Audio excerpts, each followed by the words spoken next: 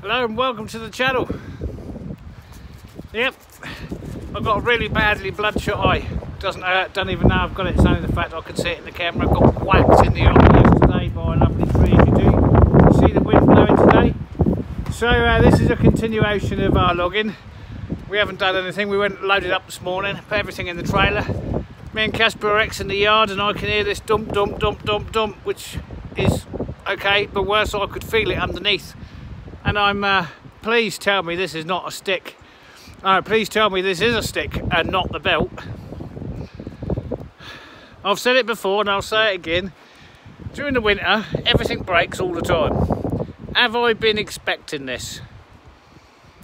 The belt's been looking a little frayed for the last few years, and she works hard and she pulls a lot of wood, and I demand a lot of it. It's not just pulling me around, it pulls heavy weight. Let me show you.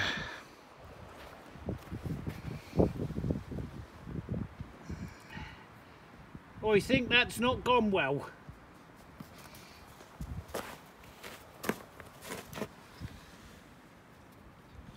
That's not just torn across there, that's torn down lengthways as well.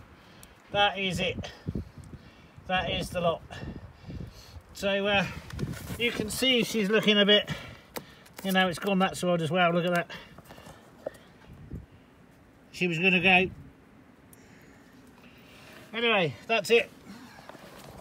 So that is the original 2006 belt. Should I feel good about that? No, because today I spent 2.5 hours just trying to find one in the country.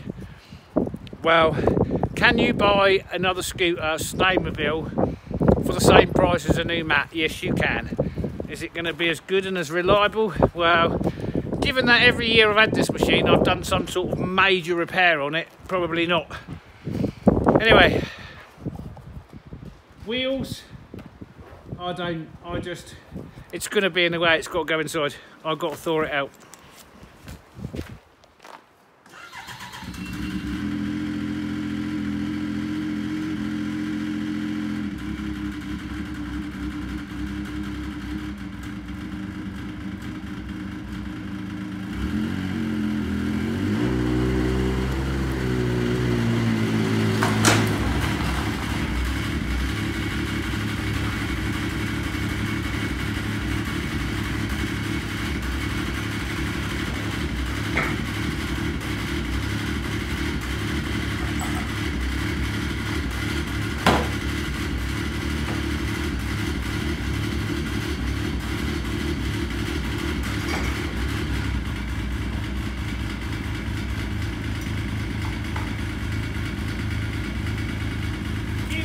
Don't have any of those wheels and you need to move them around in the summer or in and out of heated shops for repairs, brilliant.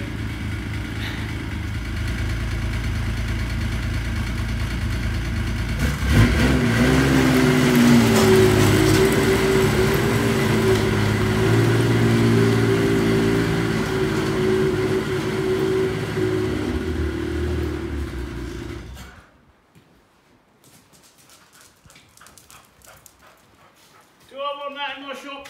No. Is it going to be in my way? Yes. Is it a genuine pain in the backside? Absolutely. However, the everything is perfect for logging in January. Everything is perfect. It's never been more perfect. And now we've got a major repair and, well, I don't know how I'm going to finance it yet.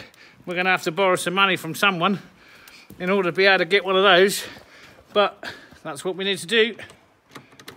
Ah, there we go. Now the door don't want to shut. What is, why? Right, try that. Off, on. Oh, Jesus Christ. The wind. Oh, the wind out there. That's serious. Would have been a bit dangerous felling today in any case. I don't normally fell in the wind, but when you're doing small thinnings, look at that. Where's your ball? Get your ball. I reckon we're into 9 to 12 meters a second. Right, I'm gonna hunt for a belt and some money.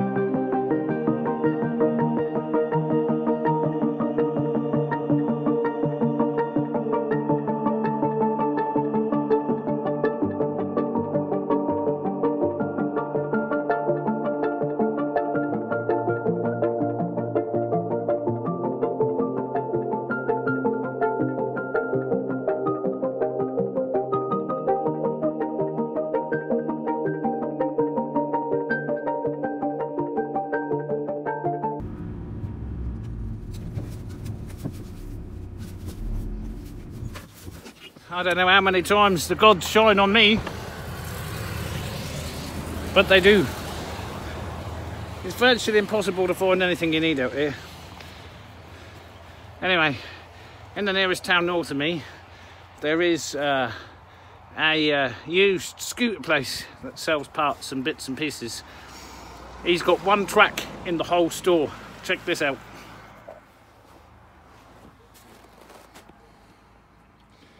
That's it. Now, it is off a Polaris, but it is all exactly the right size. Exactly the right size. So there we go. We've got our diesel, we've got our petrol, and we've got a track. Cheap. Perfect. Now we've got to go and do a little bit of shopping. We could head back, fit this.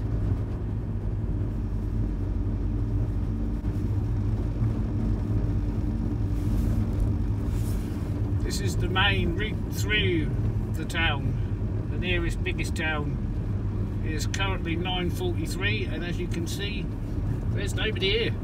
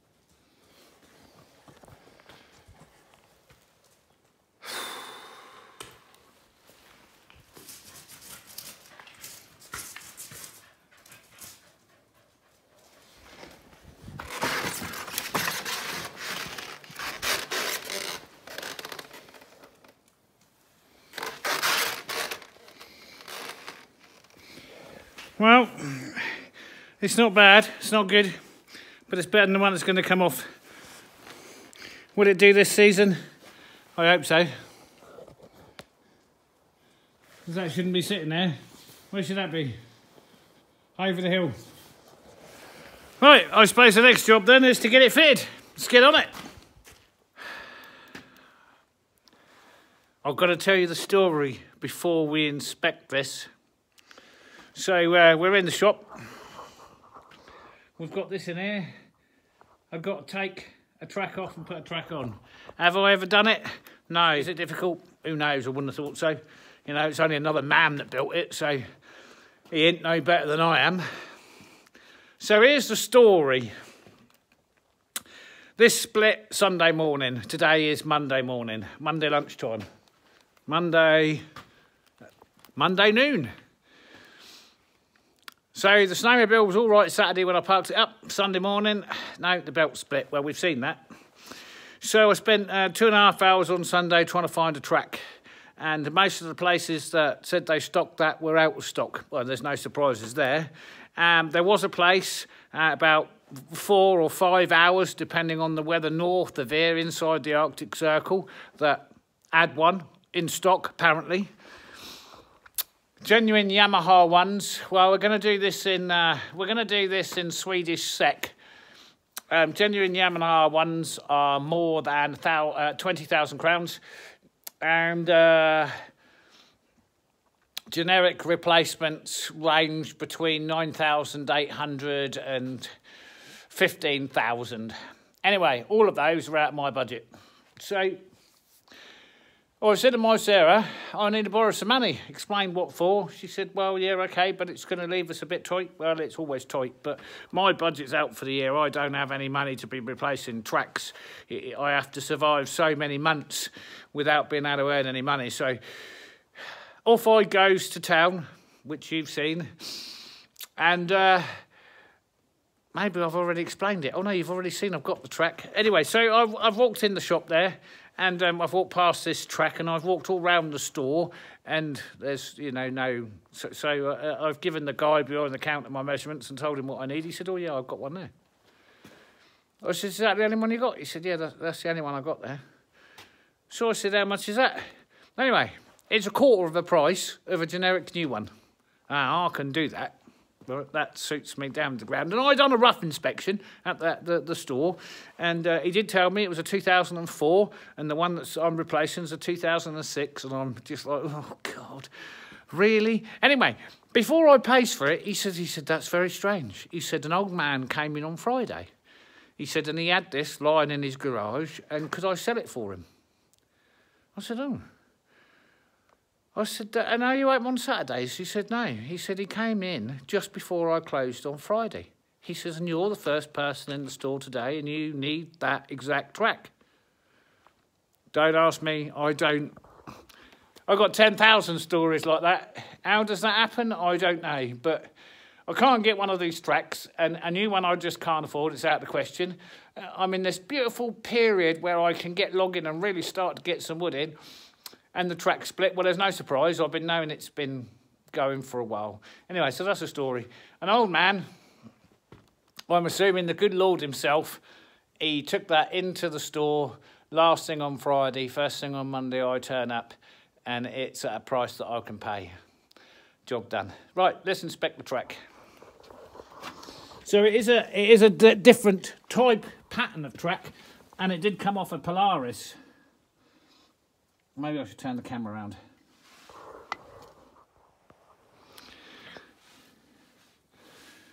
So it is a slightly different pattern, and it did come off a Polaris, but it's the right size.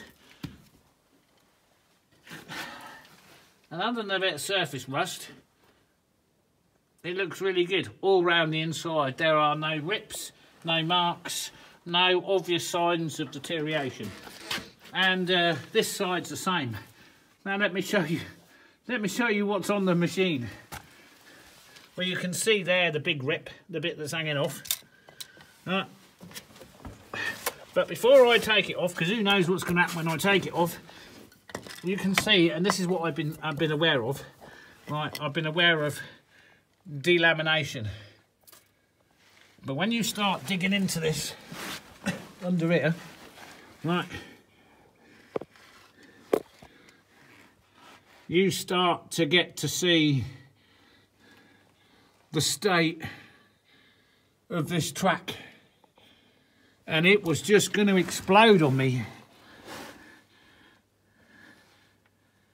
So what we've got, you can see the crack goes all the way across there, and the whole belt's like it, all of it. So it was just about hanging in there. It was just about hanging in there. So what have we got here? Looking underneath this, this is the carriage. There's obviously a bolt that runs all the way through there. That one's got to come out. There's a bolt that runs all the way through there. That one's got to come out. I think that releases then this whole back suspension. And then we've got the front carriage and the front drive wheels to take out. Then we can get the track in and put it all back together. Have I done one of these before? No. Does it look complicated? No. We've obviously got an issue with the drive up there somehow. But anyway, we need to make a start on it. I've got no way of being able to lift it up, and because it's got to come out, oh dear, because it's got to come out from both sides, I don't think I can roll it over either. And even if I could roll it over, well, firstly I can't roll it over by myself, so I'm going to make an attempt to take it out. Where it is. So where are we up to? Well, we've got the back up on a bit of wood to a couple of jack stands.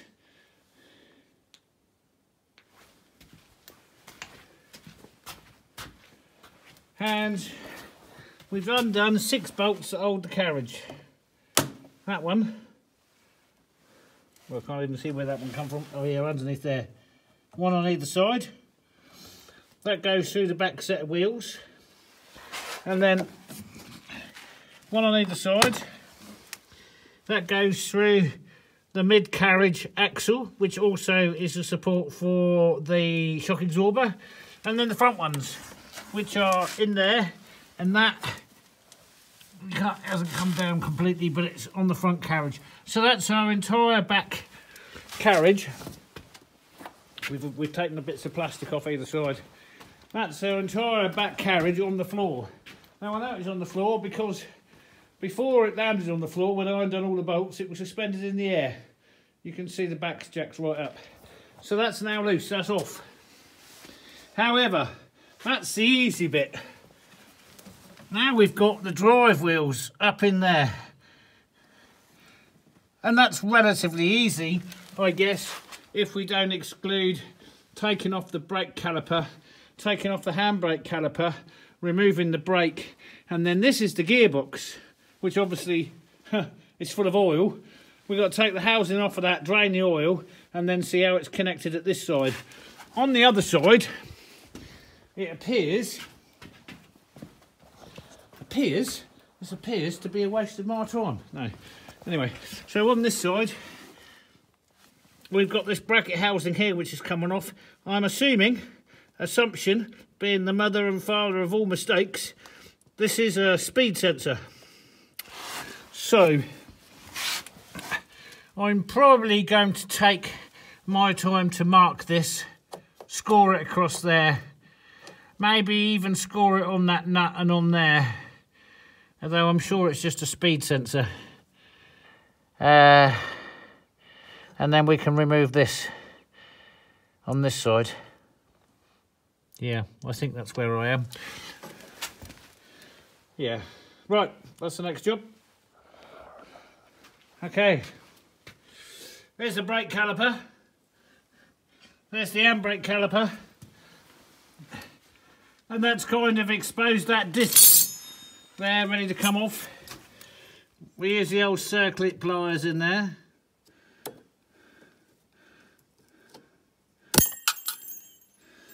Right, well, fortunately that didn't go very far. Alright, that's the circlip and the washer off. There's a keyway in there, so we don't want to be losing that. Let's take the keyway out, the disc out, the washer and the circlip, and then we'll put all those together somewhere equally as safe as all the other bits we've got lying about. Alright, so there's a little torque in there, little grub screw. So I've got myself a torque in a little socket with a little bar.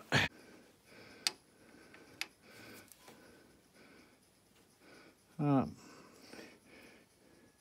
That should have released that.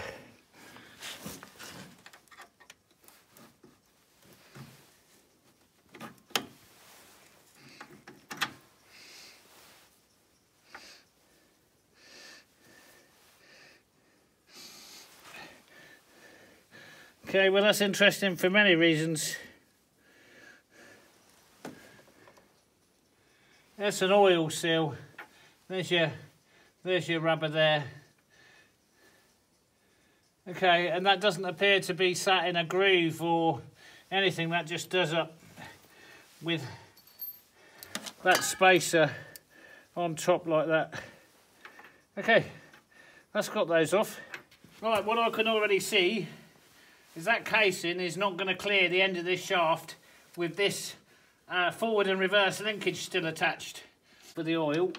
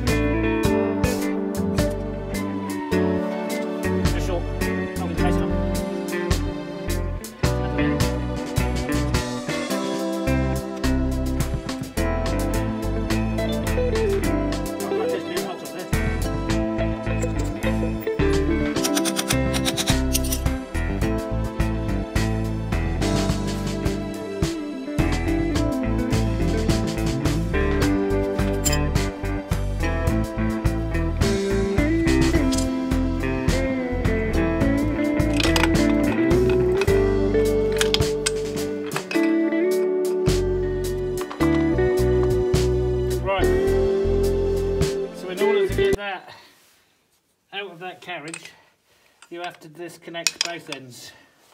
Put that nut back on there. Okay, there's the gear housing.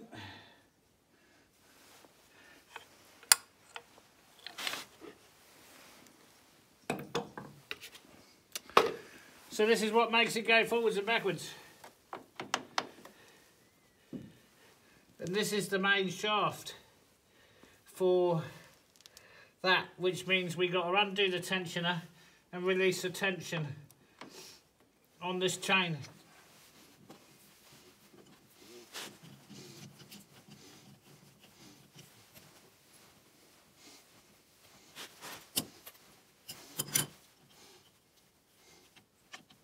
That's quite a lot of tension on that spring.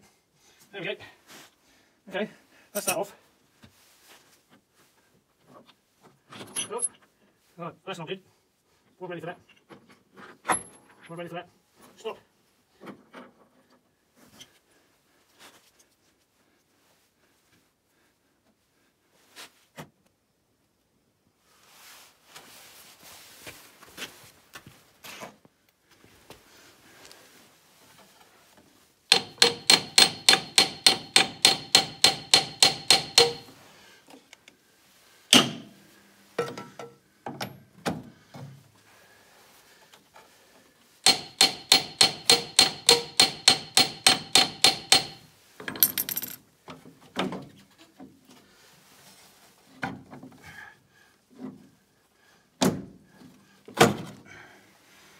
Christ.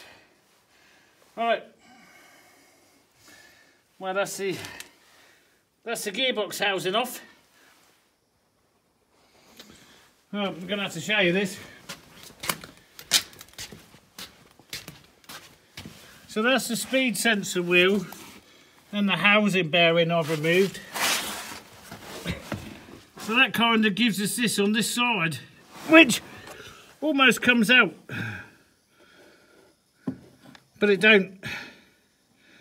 So that means we've got to remove this rivet and this rivet here, and then these 4 bolts are on a back plate, 5 bolts are on a back plate, and that back plate's the only thing that's holding it in.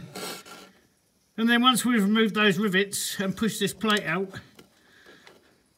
it should come out. Ah, let's do that then.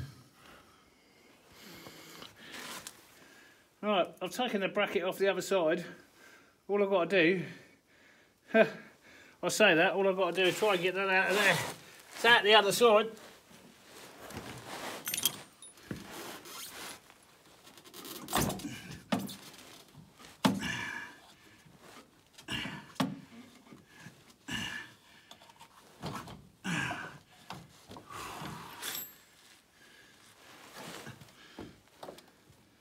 Right.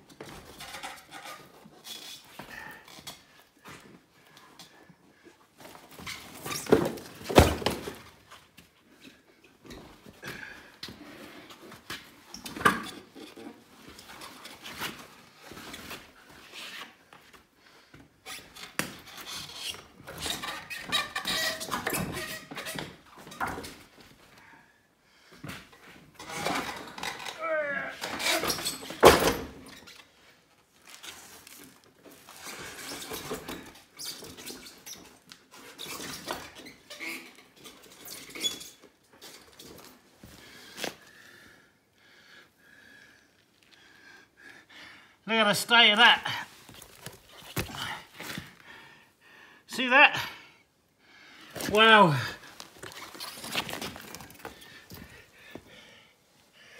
Look at that. I don't know how that lasted as long as it did.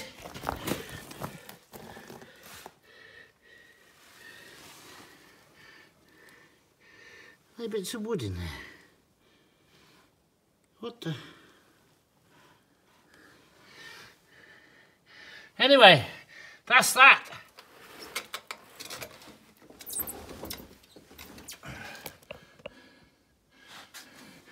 So we've got that pushed back under. And here's the end of this shaft that we've got to fiddle back past the track and get in, then lift up the other side. Well, I didn't bother filming the entire fight. I had getting that through here. And it's about getting the belt over the cogs. Anyway, it's in and the other side's in, and now we're just going to rebuild the gearbox. That's the change, that's the spacer on top here. Top here, cool. And chin. I'm going to have a spacer. What this one is. I'm actually going to put it on the chain. Yeah.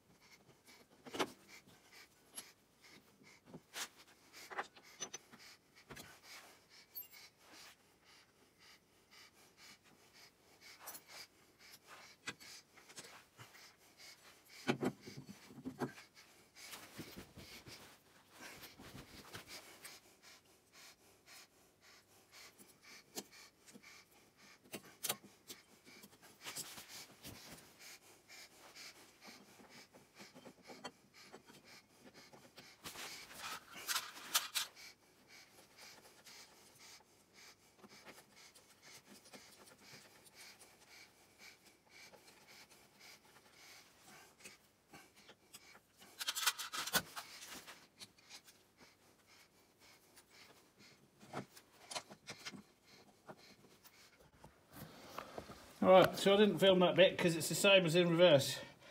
You've only got 6 bolts to hold the whole undercarriage on. I have to tension these back up to roughly where they were before, both sides, and she's sitting down on the track now, so it's looking quite taut.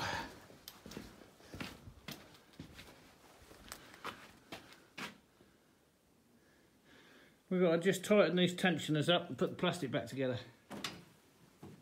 How do I think I did? I didn't need any specialised tools, although I have quite a comprehensive range of tools. It's definitely more involved than you would want it to be by way of removing the gearbox housing. You need to, when you take the gearbox apart, remember the order of the springs and the washers and all this kind of stuff. But it's quite basic really. I only need a little bit of gear oil. I kind of had everything here. What a blessing. What could have been an absolute disaster. I've had disasters here. I kind of missed a trick yesterday when I spoke to the man at the shop. Was it any surprise I found the track? Well, we have a lot more snowmobile dealers than we do car dealers, by 3 or 4 times. But I'd already spent Sunday trying to track one down. Somebody had one in stock, and to find a used one that had actually only been in the store for the time that it was open, no more than an hour, and was dropped off by a man he didn't know, and was bought by a man he didn't know in a town the size of, half the size of an average trailer park. I meant to ask him if the man that dropped it off looked like Morgan Freeman. I'm not sure that would have translated very well. Anyway, it's time to go to work, so let's hope it works. It's time.